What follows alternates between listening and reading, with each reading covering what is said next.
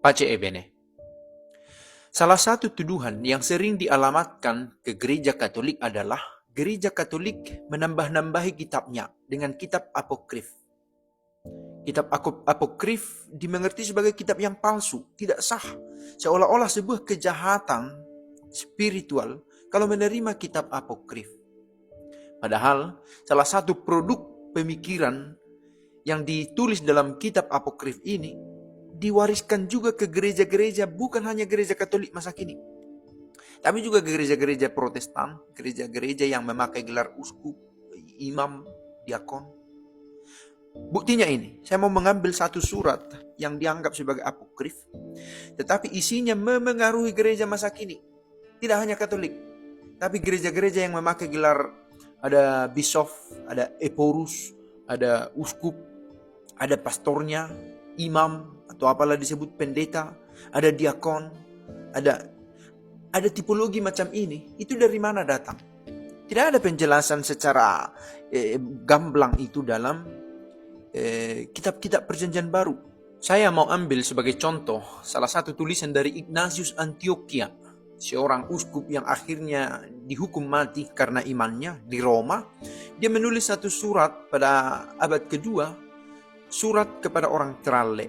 Di sana digambarkannya bagaimana peran diakon, imam, dan uskup, sebagaimana Allah Bapa, Allah Putra, dan para rasul berkarya di dalam gereja. Dikatakan bahwa uskup itu seperti typos padre, sebagai sesuatu yang tampak, sebagai wujud dari hadirnya Allah Bapa dalam kehidupan manusia, dalam kehidupan gereja. Ada juga diakon, sebagaimana Kristus itu melayani gerejanya. Melayani gerejanya, karena aku datang untuk melayani, bukan untuk dilayani. Konsep itu ditunjukkan oleh diakon sendiri.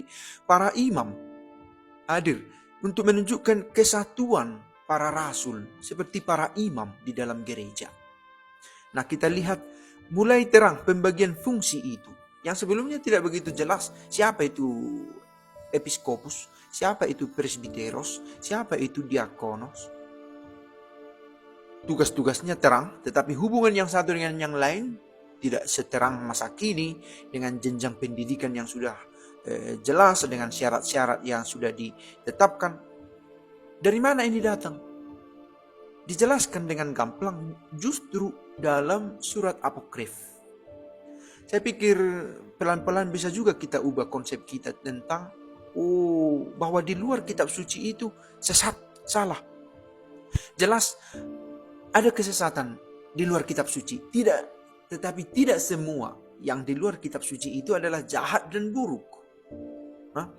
Dan Martin Luther juga berkata bahwa surat apokrif tidak diterima dalam kitab suci bukan berarti itu sesat, tetapi bisa diterima sebagai surat bacaan rohani, sebagai bacaan yang menguatkan iman.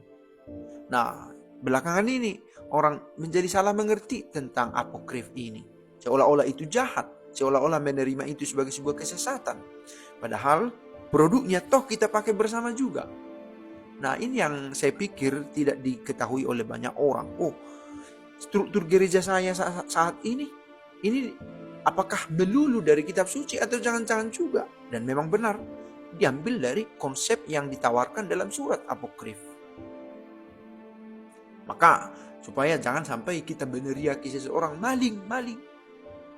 Tapi toh hasil jarahannya kita nikmati juga. Kita makan bersama.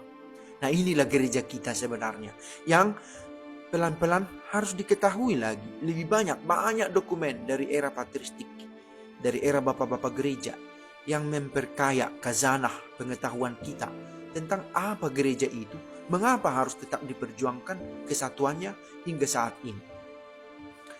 Ciao.